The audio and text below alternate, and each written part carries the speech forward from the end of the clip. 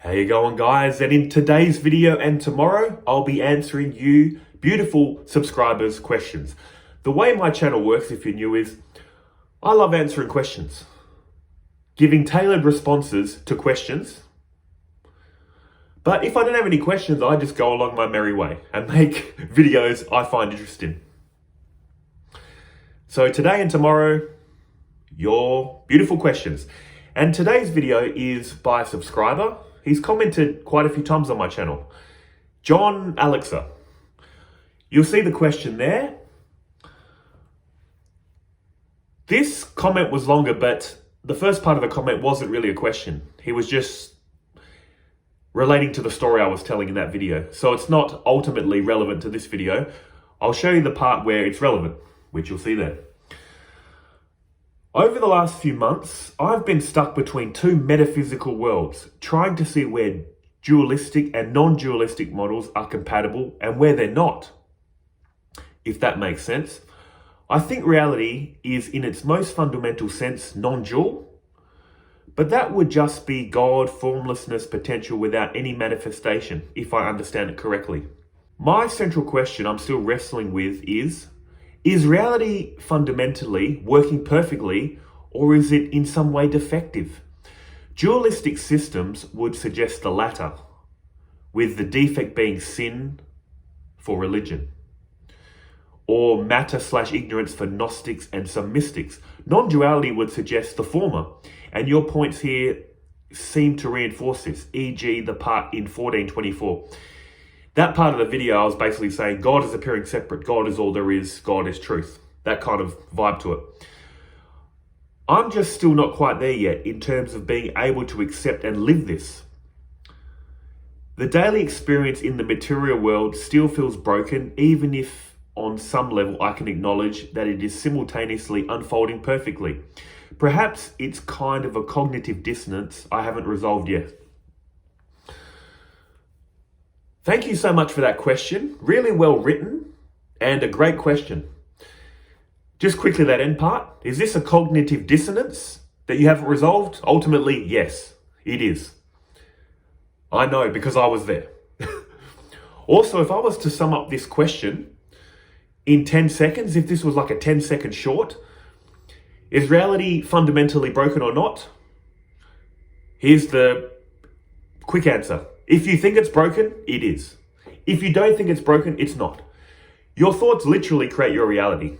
And then you might be thinking, yeah, but what's really true? Is it really broken or really not? No, literally, that's what non-duality is saying.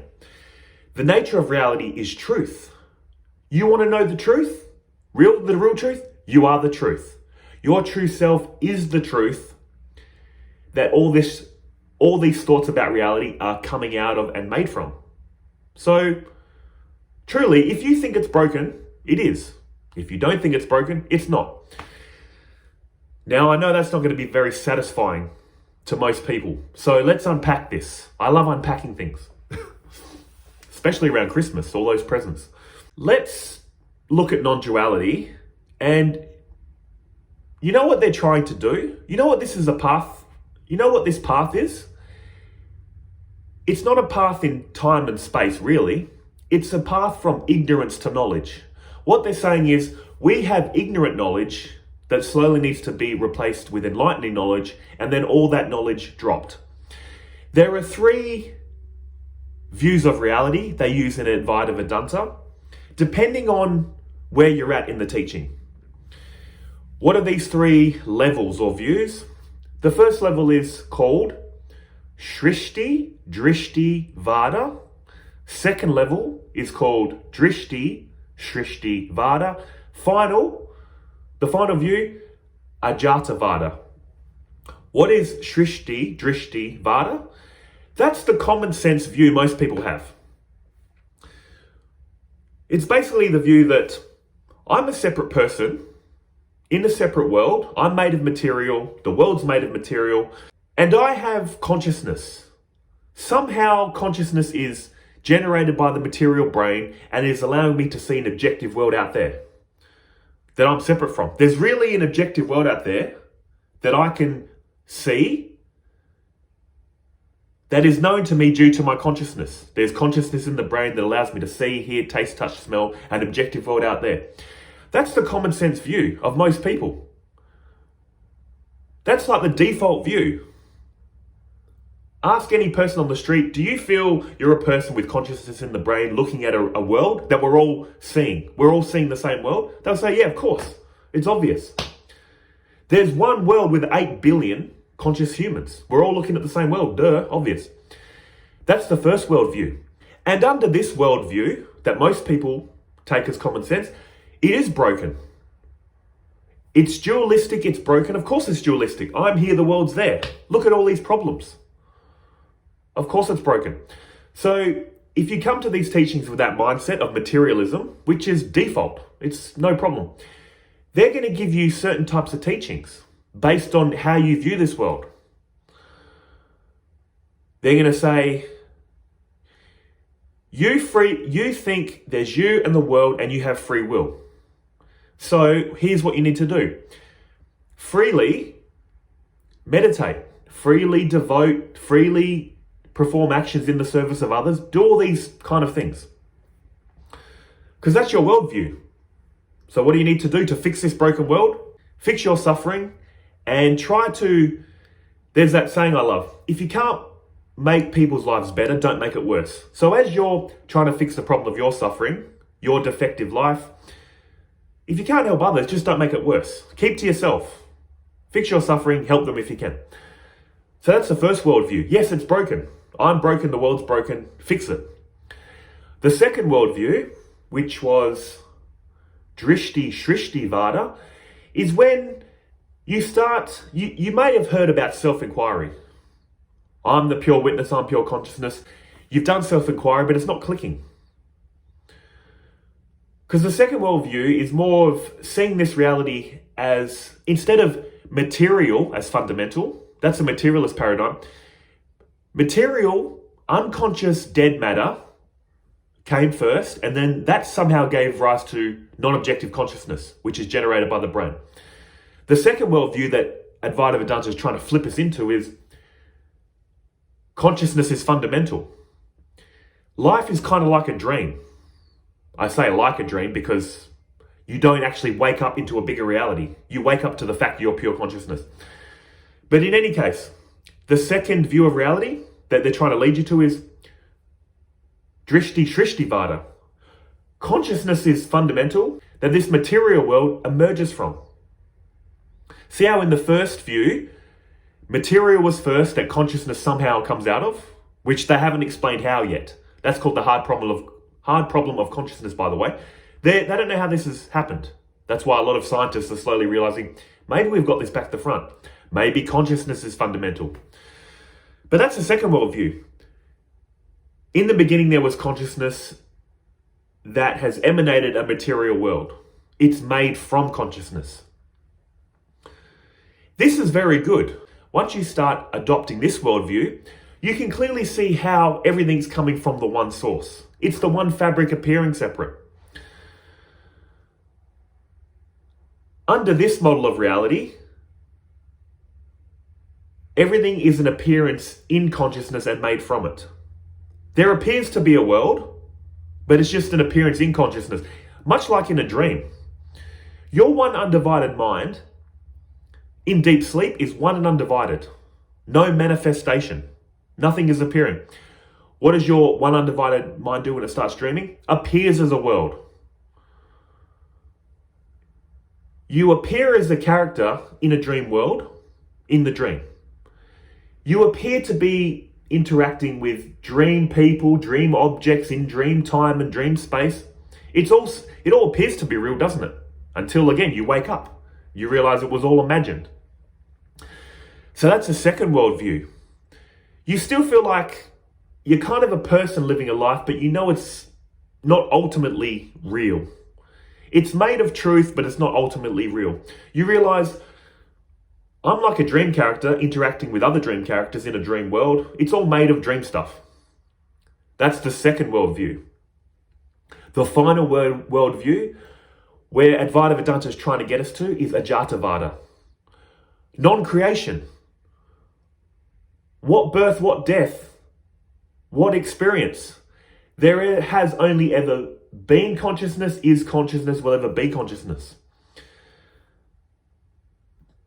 You were never trapped. There is no one here in ignorance seeking liberation. There was no birth, there was no death. This is the highest teaching. And this teaching can be so inconceivable to the mind because the mind wants to know what is real, what is unreal. This is incomprehensible to the mind, but you can kind of intuit this. Here's how you can get a feel of this. Krishna says this in the Bhagavad Gita. All beings exist in me, but I do not exist in them, and in reality, they don't exist in me. To make this clearer, imagine if reality was an ocean. Krishna, as the ocean, as water, is saying this. All whirlpools exist in me, but I do not exist in them, and in reality, they don't exist in me at all. From the point of view of a whirlpool can look at other whirlpools and go, oh, there's a smaller whirlpool, a bigger whirlpool. It can see many whirlpools as the whirlpool. Also, this whirlpool can acknowledge, I appear like a whirlpool, they appear like a whirlpool, but I can clearly see it's all water. That would be the second teaching in Advaita Vedanta. Like I said, Drishti Shrishti Vada. You acknowledge, oh, I get it. Life's like a dream. I'm a dream character interacting with other dream characters. It's all made from a dream. What is the final teaching saying? What dream characters? What appearances? It'll be like water saying, what whirlpools?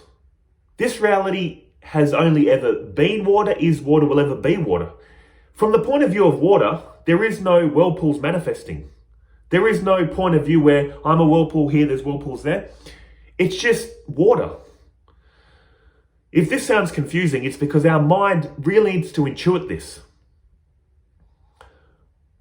Another way to intuit this is, in this moment, I'm assuming you're watching this in a safe, comfortable room, in the present moment. Now, look back at your life. Apart from a thought of your past, where is your life? All you're experiencing is this present moment.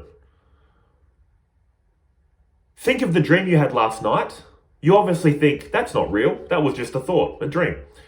Look back at your whole life. A month ago, a year ago, 10 years ago, when you were a kid, where is it? It's a thought. It has as much reality as last night's dream. Your whole life is the story of thought. In this moment, how do you know someone hasn't deleted your memory and given you new memories? Of course you're going to think that's crazy, but literally, your whole life is a thought. You have thoughts of the past, thoughts of the future, but what are you experiencing? Here and now. So what a Jatavada is trying to point at is, what story are you talking about? And I'm going to bring in another story that I love telling a bit later. But if you can see where this is pointing, the person in that state of Ajatavada, I guess, is hyper-focused on the present moment. As soon as they're experiencing, it's gone. I guess it's just hyper-focused on the present moment. Because right now we can say, I'm in the present moment watching Simon create a video. But literally, your life, where is it? What are all these problems you're talking about, apart from thinking right now? There is only the present moment. There is only here and now that reality appears to be happening in. There's another way that this is described. It's like, just say you had a flame on a stick. A flaming stick. It's just a flame, isn't it? That's all there is. But now if you whirl it around really quick, it creates a circle, doesn't it? It appears like a circle's being created of flames. But that's just an appearance. They say that's what our mind is doing. There is only the present moment. There is only here and now. And what are you? You are the present moment. But the mind is like this, whirling that stick around, creating appearances that we take to be real. Again, you don't have to understand this, but I'm just showing you where these teachings are leading. So the ultimate realization is all these teachings you were learning, all these beliefs, all these constructs about the world ultimately are unreal. That's the highest teaching. What are you talking about? The world is defective, not defective. What are you talking about? The world is dualistic, non-dualistic. All a story, all in imagination. The way the teachings of Advaita Vedanta work, let's bring in the story of the donkey and the washerman. Here's how it goes. The washermen of ancient India would apparently go from house to house, load up the clothing from each house, put it on their donkey, take it to the river. On this certain day, the washerman takes the clothing down to the river and he can't believe it. He's like, oh my gosh, I forgot to bring the rope I used to tie the donkey to the tree. If I don't tie the donkey to the tree, it's going to run off. I'm poor. I can't afford to get another donkey. As he's holding his head thinking, what's he going to do? If he gets off the donkey, it's going to run away. He needs the rope to tie it. As he's contemplating this, his problem, as in many of these stories, a wise sage is walking down the road and he says, what's wrong? Are you all right? He goes, oh, I was okay, but here's the problem. I've come to the river to wash the clothing. Here's the problem. If I take the clothing off the donkey, go and wash it, this donkey's going to run away. The sage says, you don't need to worry. All you need to do is pretend to tie the donkey to the tree. You don't have the rope, but get off the donkey, go through the motions of tying it to the tree, and go do your washing. The washerman says, that's just pretending. How's that going to work? The sage says, just trust me. And trusting the sage, he's wise and all, he goes, all right, I'll get off the donkey, pretend to tie it to the tree. He does that, takes the washing to the river, keeps looking back at the donkey, it's not moving. The donkey's probably thinking, why does he keep staring at me? This is kind of weird. But takes it to the river, takes all the clothing to the river, washes the clothes, gets back on the donkey, says, giddy up. But there's a problem. The donkey doesn't move. Now he's got another problem. And fortunately, the sage is still there. He says to the sage, good plan and all. He didn't move, but now he's stuck. Now I can't even leave. He's not even tied to the tree and he can't leave. The sage says, calm down. It's all right. Now what you need to do is go through the motions of untying the donkey and you'll be on your way. The washerman does, gets off the donkey, pretends to untie him, and the donkey, voila, starts moving. What this story is trying to show us is, that's what Advaita Vedanta is saying to us. We are tied to this tree. We apparently think we're trapped through all of our thinking. So what Advaita Vedanta is doing is saying, you're tied to this tree as the donkey. You're trapped in your thinking about life. I'm a person living a life, there's suffering, or whatever viewpoint you have of reality and you find a problem with it, Advaita Vedanta is basically saying, you're just trapped in your own thinking. What is Advaita Vedanta knowledge trying to do? Let me add to this story. You're trapped to the tree with ignorant thinking. Advaita Vedanta is basically unraveling your ignorant thinking while simultaneously tying enlightening thinking around you. So you've removed ignorant thinking. Now you're tied with enlightening thinking. Then what happens? Once the ignorant thinking has been removed and you've been tied up with enlightening thinking, still concepts, still beliefs, then finally you unravel the enlightening thinking and you're just left with truth, reality. There's another way they describe this. In Buddhism, the teachings of Buddhism are like a raft you use to get from one bank of the river to another, at which point you put down the raft. The teaching's done. You don't need to keep carrying it. Another way they describe it is, if there's a thorn embedded in your flesh, you take another thorn, remove the thorn embedded in your flesh and throw both away. The teaching's done. The teaching's, in a sense, self-destruct. That's why I love the Bhagavad Gita, by the way. The Bhagavad Gita is a scripture. It is authority. But in the Bhagavad Gita, it even says, once the final realization clicks, all this knowledge in the scriptures are useless. It'll be like a well. It'll be like building a well on the banks of a river. You don't need a well on the banks of the river. There's endless water on the river. Basically, what I'm saying is the Bhagavad Gita is so beautiful because it undermines its own authority. It's a scripture saying, once you understand these scriptures, throw out all these scriptures. I do not know any line in the Bible that says that. The ultimate truth of the Bible is to discard the Bible. It's beautiful. That's why I love Eastern philosophy. They use it as a tool. Once the tool is no longer required, discard it. I just love how that works. But here's another thing I want to always remind you of, which I always remind myself. Reality is made of truth. Don't think there's some lower truth and higher truth. No, there is only truth, which is captured so well in the story Sri Ramakrishna told, which is when you ascend from the bottom of the house up to the roof, you think you're getting to the top and you're getting to the roof of the house. But when you look back down, you realize the roof was made of concrete. The walls of the house are made of concrete. The steps you used to climb, apparently to the top, were made of concrete. Concrete through and through. The ultimate understanding is there is no higher and lower truth. There is only truth. So again, if you think and feel, I'm a separate person in a separate world, there's a teaching for you. It is true because that is your reality. Don't try to pretend it's not. So here's some teachings for you. If you start seeing reality as a dream, there's a teaching for you. You don't have to pretend it's a dream, believe it's a dream. If that's what you're experiencing, the one fabric appearing separate, there's teachings for you. The ultimate teaching is you were never trapped. There was no birth, no death. There was no creation in the middle, Ajatavada. If that's true for you, there is no teaching for you anymore.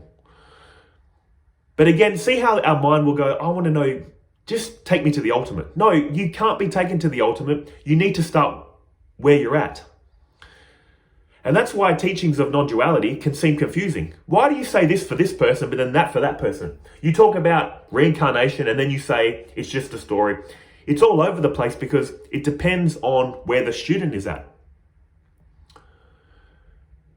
And you need to really be honest. What are you really thinking and feeling about this life?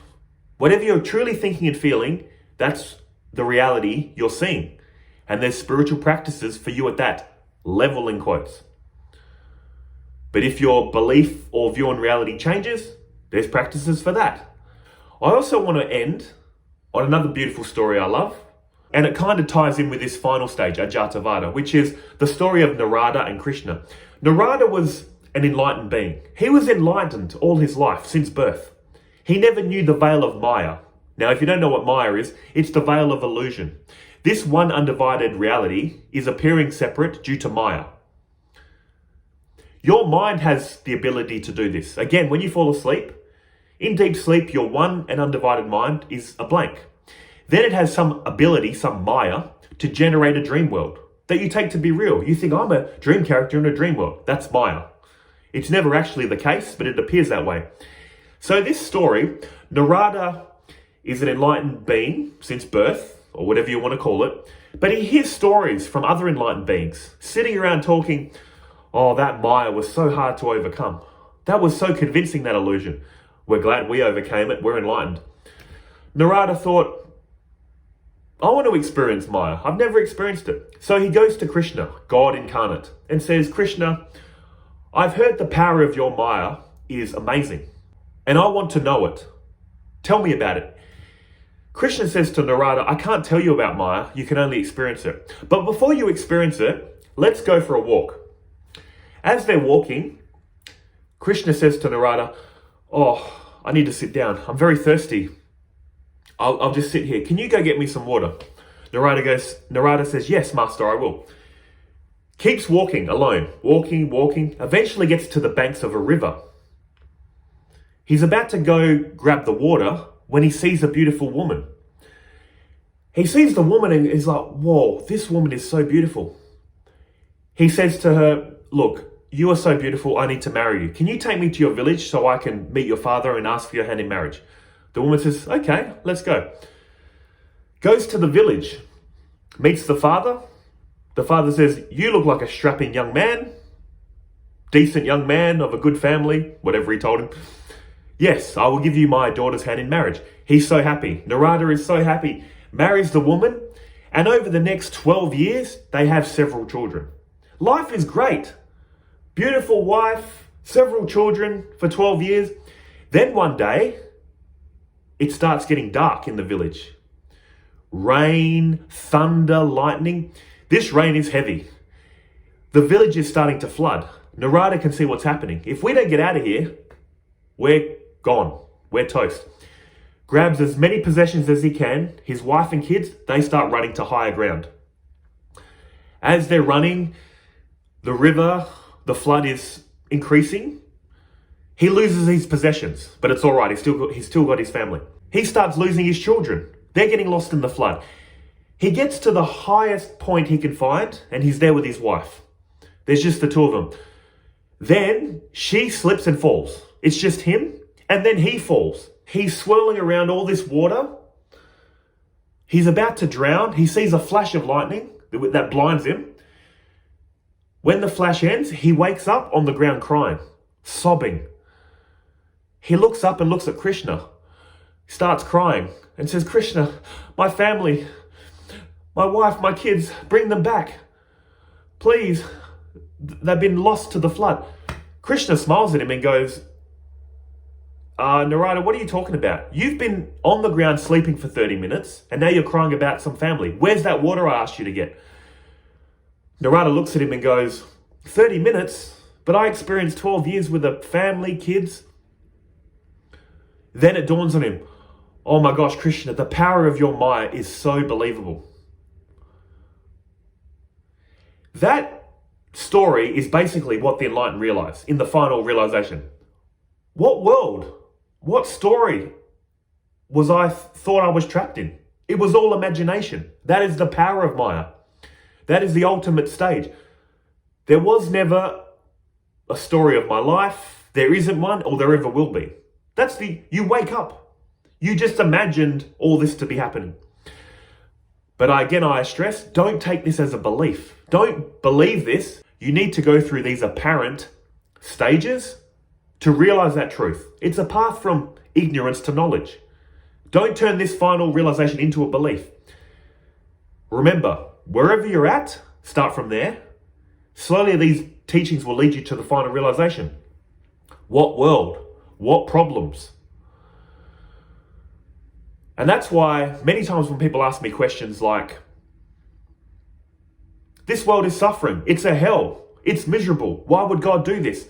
My answer is always, you're 100% correct, but here's what you need to do. You feel like you're suffering and the world's suffering, right? Fix the problem of your own suffering, become enlightened. Once you do that, look back at the problems of the world and then start fixing them. What you'll find is, ultimately, what problems? There never has been, is, or ever will be problems. That's the final realization. But while there appears to be problems, here, let's bring it down to the practical level. No matter what you think about what I said, no matter what your beliefs are about this world, you know what the answer is? At all times, love. Whatever your view of this reality is, operate from the root of love.